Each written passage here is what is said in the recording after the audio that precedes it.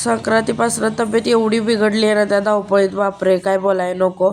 सकाळी लाडू आजीपाशी जाऊन येणार बघा कसे अभ्यास करत बसले. त्यानंतर मी संक्रांतीला चमकी काढून ठेवलेली होती आणि ती चुकून माझ्याकडनं कचऱ्यात गेली. मी शोधली शोधली, नंतर मला आठवलं की मी कचऱ्यात टाकले असेल. मग काय, कचऱ्यात शोधली तर मला कचऱ्यात सापडली. आणि आज किंक्रात असल्यामुळे शुभकार्य किंवा लहान पोरांना आंघोळ घालत नाहीत. मग लाडूच्या हातपाय तोंड धुवून सियाला पुसून घेतलं.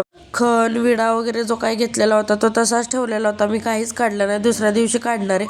आणि वाण घेणं आणि देणं मान आहे, त्यामुळं मी म्हणलं लागणारीच वस्तू देऊया वाण म्हणून मी हे चमचे छान असे आणलेले.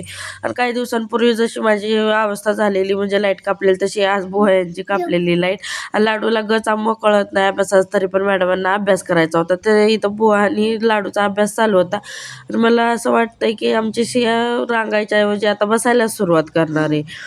तिच्याबरोबर जरा टाईमपास करून जेवण घेतलं. जेवण करून मग उद्याच्यात भाजीची तयारी करत होतो.